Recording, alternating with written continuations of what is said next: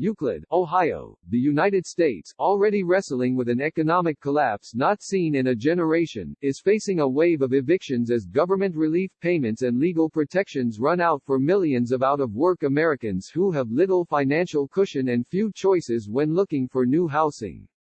The hardest hit are tenants who had low incomes and little savings even before the pandemic, and whose housing costs ate up more of their paychecks. They were also more likely to work in industries where job losses have been particularly severe. Temporary government assistance has helped, as have government orders that put evictions on hold in many cities. But evictions will soon be allowed in about half of the states, according to Emily A. Benfer, a housing expert and associate professor at Columbia Law School who is tracking eviction policies. I think we will enter into a severe renter crisis and very quickly, Professor Benfer said. Without a new round of government intervention, she added, we will have an avalanche of evictions across the country. That means more and more families may soon experience the dreaded eviction notice on the front door, the stomach-turning knock from sheriff's deputies, the possessions piled up on the sidewalk. They will face displacement at a time when people are still being urged to stay at home to keep themselves and their communities safe. That fear has been eating away at Sandy Nafa ever since she lost her income as the virus led to economic shutdowns. Ms. Nafa, who had been juggling 2 part-time jobs, teaching elementary school students how to read and working as a beauty consultant at a mall, quickly fell behind on the $800 she pays in rent each month for a 1-bedroom apartment in Euclid, Ohio, a suburb of Cleveland. She is now staring down a precarious future, desperately hoping that a one-off federal stimulus check and unemployment benefits, which she said she had yet to receive, will keep her afloat and stave off eviction. It's a ticking clock, she said. I can't continue to go on this way, otherwise I will be out on the street. In many places, the threat has already begun. The Texas Supreme Court recently ruled that evictions could begin again in the nation's second-largest state. In the Oklahoma City area, sheriffs apologetically announced that they plan to start enforcing eviction notices this week. And a handful of states, like Ohio, had few statewide protections in place to begin with, leaving residents particularly vulnerable as eviction cases stacked up or ticked forward during the pandemic.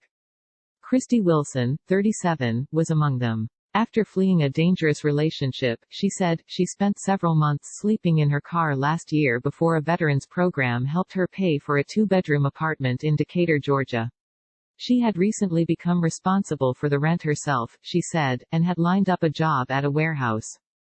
But after 2 days on the job, she said, she was laid off as the coronavirus outbreak intensified in March. A few weeks later, she found an eviction notice on her door. She now fears losing her apartment, where, in the fragile stability of recent months, she has enjoyed small luxuries, like listening to gospel music on her patio in the mornings and spending Mother's Day in her own home with her teenage son. The real estate company managing her apartment said that it had followed protocol in filing for eviction, and that employees were working with Ms. Wilson to waive fees and help connect her to nonprofit groups.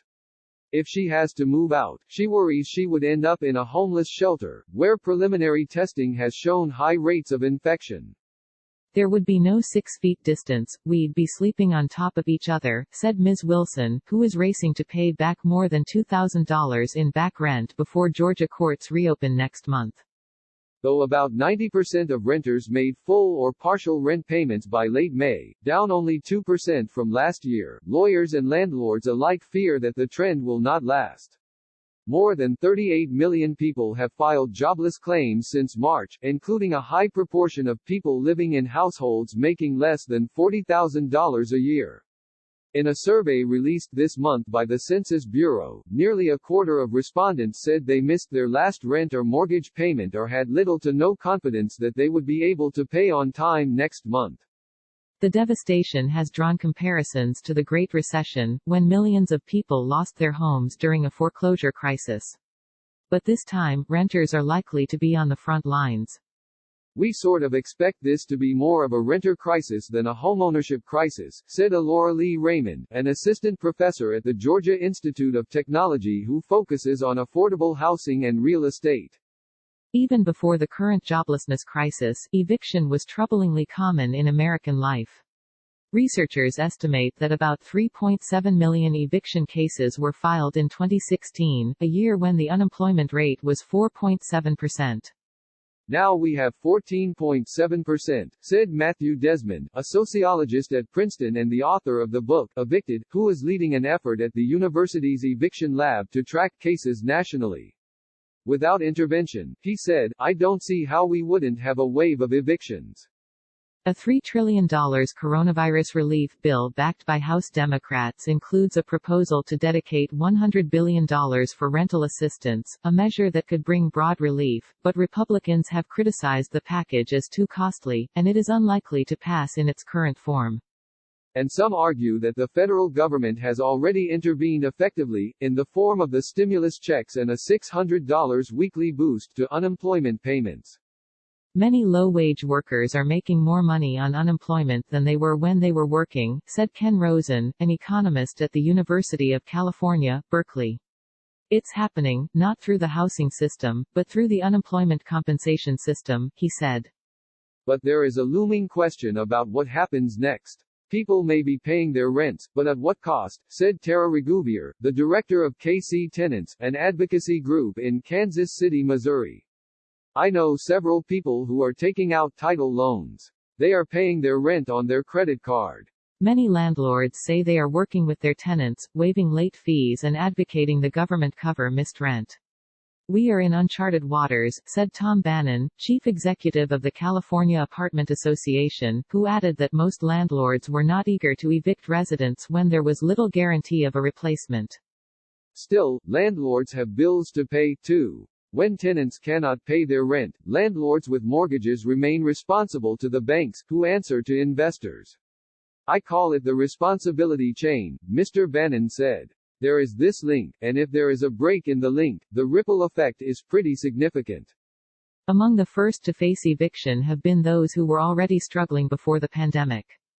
Stephen Jenkins, 64, was let go from his assembly job in January, making it difficult to pay his $900 monthly rent in Springfield, Ohio. By March, he said, his savings had run out, and he asked his landlord if he could pay late after his Social Security check came through. His landlord, who declined to comment, filed for eviction. In the weeks since, Mr. Jenkins said, his wife lost her hostess job at Bob Evans when restaurants shut down. They have not been able to move out as few realtors are showing homes because of the virus. The stress is giving him health problems, and he is anxiously counting down the days until his eviction hearing, now scheduled for Wednesday. I haven't slept through a night since March, he said. I wake up at 3 or 4 in the morning worried about what's going to happen tomorrow.